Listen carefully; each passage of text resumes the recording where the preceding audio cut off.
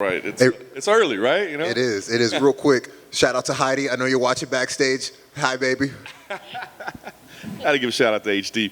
Hey, so talk about last win. I mean, a big one, right? Can you just talk about the importance of getting that first UFC win? Kind of what it means to you. Yes, sir. It meant the world to me. It's funny because like everybody knows, this has been my dream for the last 12 years. I've had this dream since I was 15 to be here, and not just be here, but to have a beautiful finish like that. And so just to get that, as y'all saw after I won, I exploded into screams and just wanted to be with my family, and it was just awesome, bro. And it was a dream come true, and I can't wait for more to come. That's the best way to say it. That's awesome. So knowing this is your dreams, that you're a teenager, right? You get to the UFC and you have a couple setbacks, right? How difficult is that? Do you start like doubting yourself or thinking like, oh, am I going to be able to fulfill this dream? Best way to answer that is, I believe everybody has doubts. You know what I mean? Like, especially after a loss, everybody has doubts. But I've never asked myself if I could do this. It was more like, what do I need to change to be better? If that makes sense. You know what I mean? Because I knew what I love about MMA and what I love about fighting is it's not a team sport. It's only you. You know what I mean? Like, I can't lose. I hate fighters that lose. I'm like, oh, my coach did this and my coach. Like, nah, stupid. You know what I mean? It's like, you're the one out there. You messed up. You know what I mean? So win, lose, or draw, I know at the end of the day it's on me. Like, don't be wrong. I have a team and I have a family. You know what I mean? You see my coach out there, Kelly Davis. You see my boy out there, Flood, with me. That's my family. But like, when we're training together, that helped me win. But like, again, if I lose, I can only be myself. You know what I mean? I'm not like, oh, they didn't get me ready for that fight. No, they got me ready for it. I just dropped the ball somewhere. So that's all about this sport, and I just love that. Like I said, I love the team part of it. Like, again, working together to get the win. But outside of that, I just love how it's on when the lights are on. It's all on me. Yeah. So here's what made me curious. So you come in, you get these two losses, unfortunate, but you fight again so quickly, right? I mean, was there any part of like people around you that were like, bro, slow down a little bit. Let's get a full camp. Let's work on some things. Let's change some things. Did anybody try to stop you from fighting so fast? Oh yeah, 100%. A lot of people did, and I only listen to two people when it comes to the fight game. It's my coach Kelly Davis and my boy Flo. Like, I tell everybody else outside of that, I respect your opinion, but I really don't care for it. Like, I tell everybody I don't care for it. Like, I listen to two people, my coach and my boy Flo. Outside of that, it doesn't matter. Like, I have family who were trying to tell me, hey, slow down, stop, maybe go train some other places. I'm like, no, you don't know this, you don't know my sport. You know what I mean? So at the end of the day, they know I love them and I know they love me. But again, I don't listen to two people, so everybody can say what they want. That's awesome. Well, no surprise, you're back again pretty quickly. You know what I mean? So give me an idea. What's the focus been in this time? I mean, did you take any time away? Was it right back to it? What's it been like in between? In between, I right after the win, I got back home that Sunday, and I took 2 days off. I took Monday and Tuesday off, and I was right back in the gym. You know what I mean? Like, I tell people all the time, my life revolves around fighting, if that makes sense. You know what I mean? Like, if I have a date or if I have a family event or whatever, I'll tell the chick, I'm like, hey, you gotta wait till I'm done training. You gotta wait till this. You know what I mean? Or it's just like my world revolves around just fighting, training. So everything else gets the back burner to this. This is my life. You know what I mean? This is what I've dedicated myself to. So there's only been 2 days really off since my last fight, and I'm just glad that I could be back. And like I said, I want to fight every 90 days or less. You know what I mean? Sean Shelby knows this about me. I'm just ready to be back in here, and I love this. That's awesome. Talk about the matchup with Randy. I mean, obviously a big, rangy guy. I mean, what do you think about him as an opponent? Randy Brown's a great fighter. You know what I mean? I've been watching him for years. He's a great killer. Like I said, he has 6 knockouts, I believe, and I think he has 5 submissions.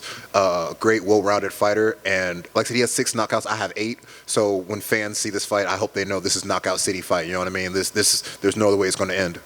Nice. Does it feel any different now? Like, knowing you got over that hump, you got that first win under the belt. I mean, is it feeling different coming in this week? It does. It does. Just my confidence is up. You know what I mean? Like I said, leading into that last fight, I admitted that I was adding a new style with my old style. You know what I mean? I was making a new night train, and I believe in that last fight, y'all got to see it, and now you're going to see even more advanced stages of that because, like I said, I don't take time off. I'm always in the gym, always working to get better, and I'm just ready to go out there and just really shine. Nice. The last thing for me, I guess, what's the goal here? I mean, you set a pretty high bar last time. It might be tough to beat that type of performance. I mean, you're going out there trying to do something more spectacular, or is it just go out there and fight and pick up a win somehow? No, definitely the goal is always to go out there and be spectacular and get a fantastic finish. That's the goal, is to get a finish. You know what I mean? I'm not one of those fighters who, I'm going to ride this to decision. No, I'm going to kill the guy. You know what I mean? For 15 minutes, how long I have to get it done. So yeah, that's the difference between me and everybody else. I just want to get the job done. I want to finish. I want fans to know. I want fans to stop what they're doing when they know I'm on the card. You know what I mean? They're like, oh, Jared Night Train's fighting. Yo, stop it! Like, I was at a wedding, and we were over there while my friend's saying his proposals. We're watching, what was it? It was a boxing fight. It was a rematch between AJ and I think Andy Ruiz. Yeah, you know what I mean? So I want fans to do that for me. You know what I mean? I'm at a wedding. My boy's literally is proposing or whatever, and I'm watching a fight. I want fans to do that for me. So that's the bar I set for myself. I've just got one question for you. When you're going into a debut with someone like Alan Jobon, do you feel like maybe you got put in there too quick with somebody too good, or you feel like maybe they threw you in there, or do you feel like that was the best kind of debut for you? I feel like the answer is both. I feel like they did throw me in there with a good lion, and I know it was a great fight for me. You know what I mean? Like, even though I didn't get the result I wanted, it was great to be in there with a legend like him, and just to see that loss helped me see what I need to work on, if that makes sense. So I love that I got to be thrown into the fire is that quick, and I love it. You know what I mean? I'm one of those fighters who thrives off being put against the wall, who thrives off being in the fire. So it was a great fight for me. I loved it, and I like that. I like being challenged, if that makes sense. I feel that's what the UFC is doing, and I love it. How do you stay so positive? Because you seem like you have a really good outlook on things that other fighters maybe would see as a negative. You seem like you're twisting it to a positive. How do you kind of have that mindset? That's a great question, and the best way for me to answer it is,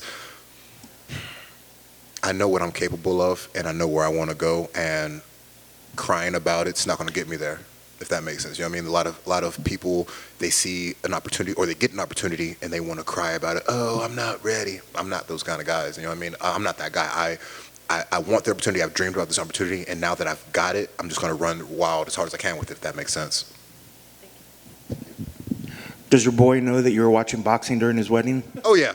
Oh, yeah, 100%. You know what I mean? I told him, like we were telling him in between rounds what happened. You know what I mean? Like, he's getting married. He's like, what happened? What's up? What's going on? You know what I mean? We're whispering in his ear. So, yeah, he's a fighter as well, so he knows what's good. They're like, where's the ring? Hold on, bro. I'll get it right after this round. No, for real. And the only question I have is, obviously we look at this fight, we think it's going to be a slinging hands, lots of banging and stuff, but you both have ground skills as well. Oftentimes that's the difference in a fight like this. Who's got the better ground skills, and should the fight go to the ground, do you think that you'll be able to take him? No matter where the fight goes, I know I could take him. So I believe he's a purple belt in jiu-jitsu.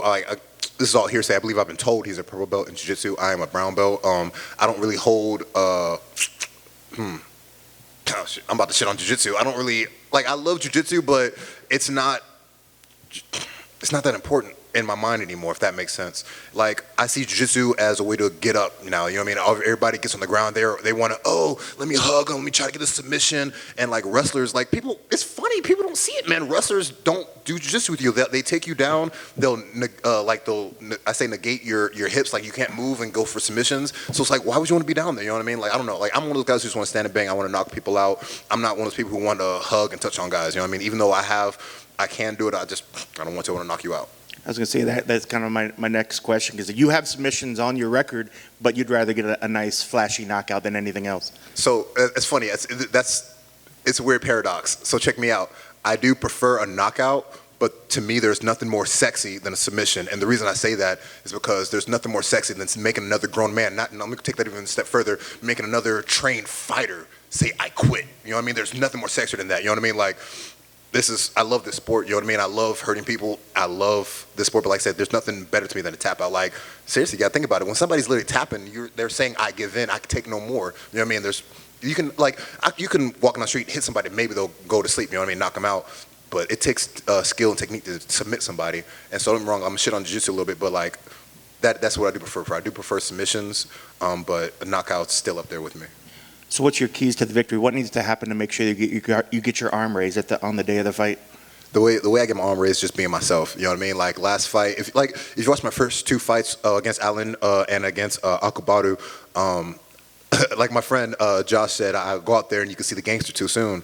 What I mean by that, like, I went out there and I was just all mad face until the fight started. My last fight, you see me smiling and geeking and stuff like that. Like I was myself. I was happy to be there. I was living in the moment, and I believe that was the biggest change.